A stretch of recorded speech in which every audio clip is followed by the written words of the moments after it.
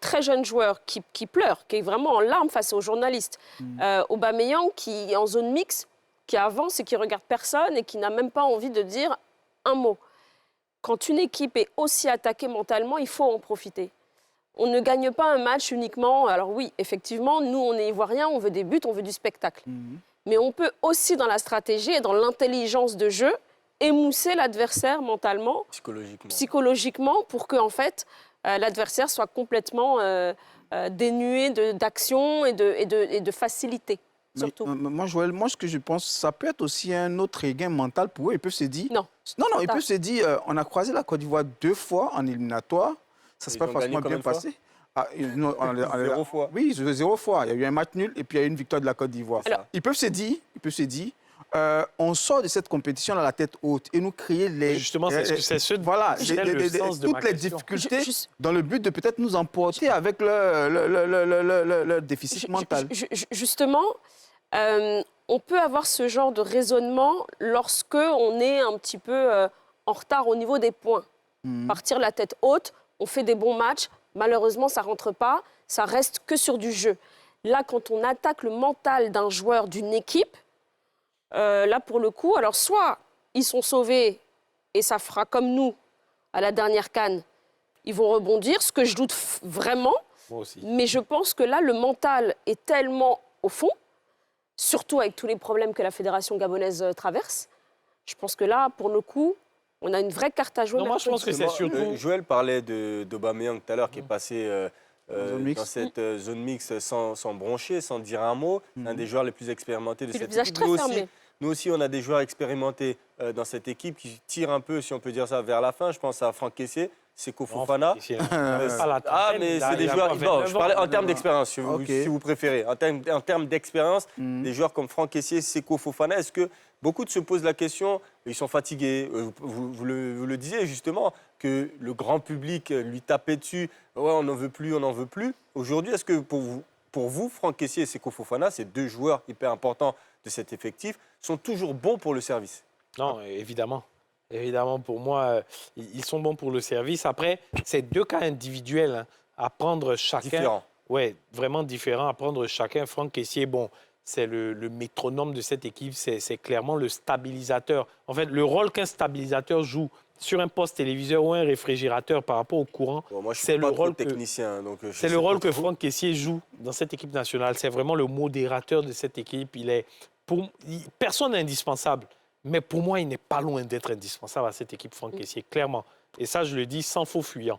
Après, pour Seko Fofana, je pense que ce qui interroge plus avec lui, c'est l'extra-terrain. C'est-à-dire que ce qu'il a connu avec la sélection, ce long moment d'absence entre 2018 et 2023, où il revient sous Gassé, un moment est là, un moment n'est pas là, bon, sans véritable explication.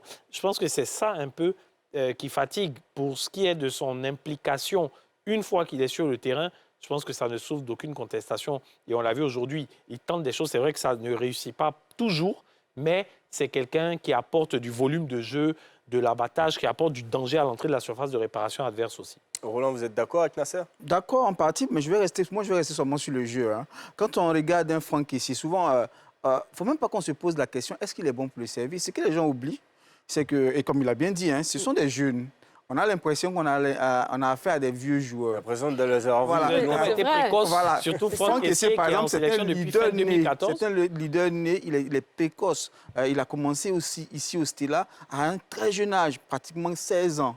16 ans. Et puis, très rapidement, il était capitaine de cette équipe-là. Il a remporté la CAN des moins de 17 ans. En 2013. Il arrive à Atlanta. Capitaine en 2013. Voilà, il arrive à Atlanta, au Milan. Il est capitaine là-bas. Jusqu'on le surnomme le président. C'est pour montrer l'importance de ce joueur-là. Et puis pour ceux qui le critiquent, il les comprend parce que lui, il a vécu ici, il connaît la mentalité des Ivoiriens. Il a été eu en CAN 2023 ici, mais il a bien pris. Il a dit, avant même, oui, face au Maroc. Avant, il avait sifflé. Voilà, il a dit, je connais mon public. C'est parce qu'ils connaissent ma valeur, ils demandent un peu plus. Maintenant, si je reviens sur Seko, vous voyez Seko, je suis d'accord avec lui. Je viens pas. Il arrive, il a envie tellement de démontrer des choses que peut-être que sa trop grande envie fait qu'il fait des dépassements de fonction. Mais c'est l'un des joueurs qui a une qualité de frappe que les autres joueurs ne font pas forcément. Seko, il nous a sauvés sur plusieurs actions. Quand je reprends la CAN 2023, c'est lui qui marque le but le premier but de cette que moi, je me souviens d'un grand but en début des éliminatoires de la Coupe du Monde face à la Gambie. Donc, c'est un joueur qui est important. C'est vrai qu'on regarde toujours ce jeu un peu brouillon. On a l'impression qu'il est un peu brouillon, il est partout à la fois, mais il a tellement envie de bien faire. Donc, pour moi, ces deux joueurs-là, pour parler du milieu, ils ont acquis en expérience et ils sont encore bons pour le service. Comparativement à certains joueurs, bon, qu'est-ce qu'on dira par exemple d'Idrissa Gana Gueye, qui a pratiquement 34 ans. On ne se pose pas la question. On a des joueurs qui sont jeunes, on dit non, ils sont presque vieux, il faut les changer. C'est un peu long. Mais à un certain âge, il y a des courses qu'on ne fait plus. Hein. À un certain âge, parce qu'ils ont vu des vêtes et des pas mûrs. Donc, ils ne sont pas là pour courir. Et comme Nassel le disait tantôt, on n'est pas à l'athlétisme, c'est un jeu d'équipe. Ils savent à quel moment bouger. Et moi, je suis étonné qu'ils fassent ce dépassement.